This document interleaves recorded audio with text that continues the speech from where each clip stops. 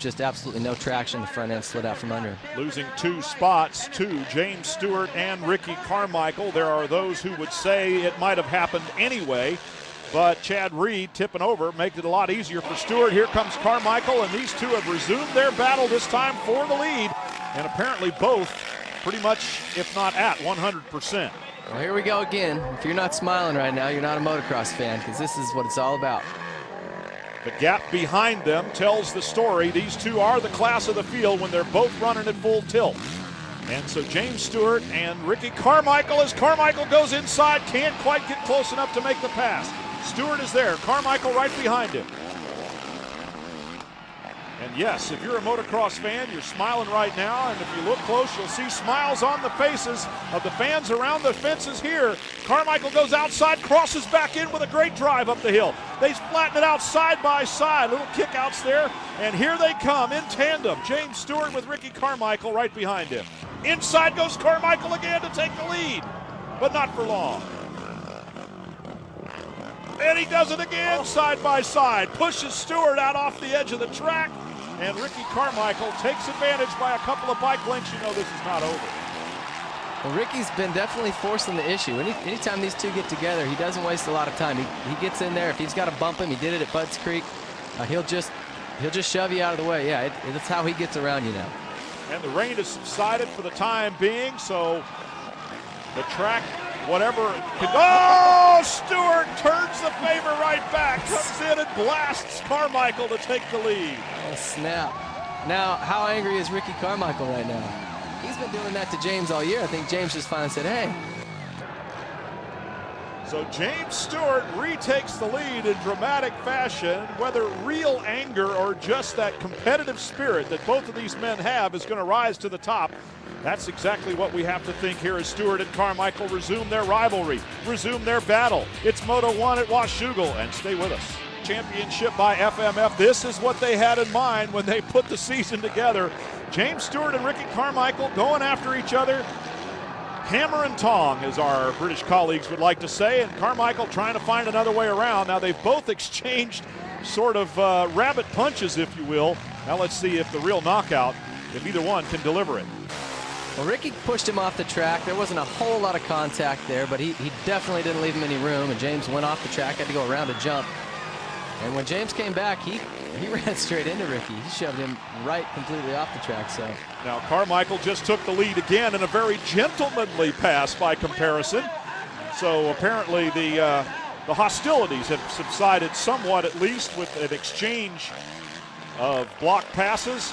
Carmichael now with the advantage, and Stewart trying to find a way back around. Well, these two, for the most part, they'll race clean together. They're not going to, there's no bitterness there between the two of them, but they both really want to win. And if there's only a little bit of room to make a pass, these guys are going to take it. They're going to open that gap up. Every bit of me wants to think that on both occasions they were laughing under their helmets, saying, wow, that was good. All right, I like that. I'll give you back some of your own medicine here in just a minute. So it's that competitive fire that Carmichael and Stewart possess in huge quantities that's motivating them right now as they work through some traffic there, going past Mike LaPaglia from California on his Suzuki. You see LaPaglia ducking his head down. When you're coming up that hill behind a 450, oh man, you better have a chest protector on it. You will just be welted up.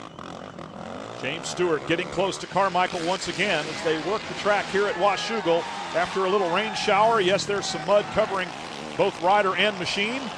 Stewart almost a little short on that last jump, but made it look like he meant to do that. Can you see how fast these guys are going through these turns? They're just dropping into these ruts, leaned completely over flat and pinning it. This pace they've got going right now is ridiculous. Well, it's easy to tell how much faster they are than everyone else. Do you see anyone else on the same lap? No. I wish Reedy wouldn't have fallen, because it would have been interesting to see how his pace held up with these two. Would have really added something to the battle, but Carmichael and Stewart working through lap traffic right now, and those riders doing the best they can to get out of the way in some parts of the track where there's hardly two lines. And besides, there are two guys coming up behind them, you have to leave two lines. Stewart gets through clean, lost a little bit of ground to Carmichael. Carmichael with a big advantage right now here in Moto number 1. Working traffic just a little bit better. James has got to go back to work to try to close the gap again. He can do it. Coming up on the final lap, Carmichael and Stewart with the white flag waving. Still a little bit of traffic in front of him. The number 361 there, Colton Facciati from Canada. You've seen Ricky Carmichael have to change his strategy. He used to be so much more fit than anyone else on the track. He could just take his time, be very patient. He knew at about the 20-minute mark, everybody would slow down and he would actually get faster. And what James has done is just, he's made that strategy not work anymore. James is just as fit.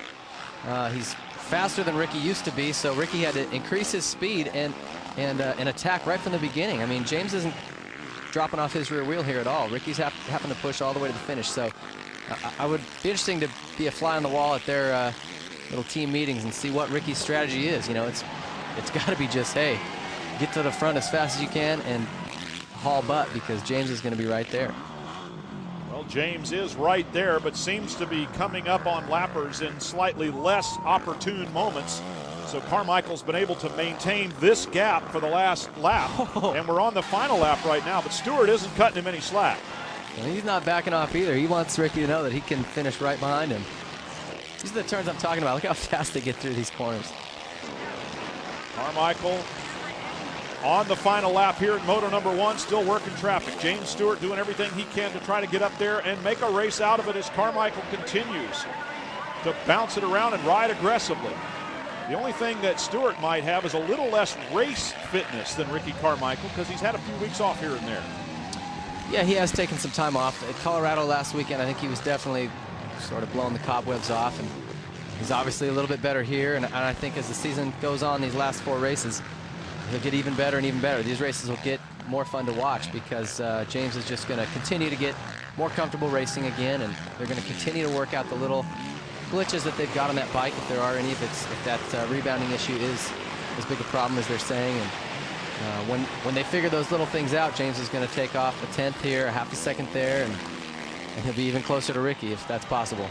And of course, the fans are the winners. Even though Stewart is out of the championship, even by his own admission, the fans who lean over the fences every week at places like Washougal want to see good racing like this. Pass and repass between Ricky Carmichael and James Stewart. In the end, Carmichael prevails.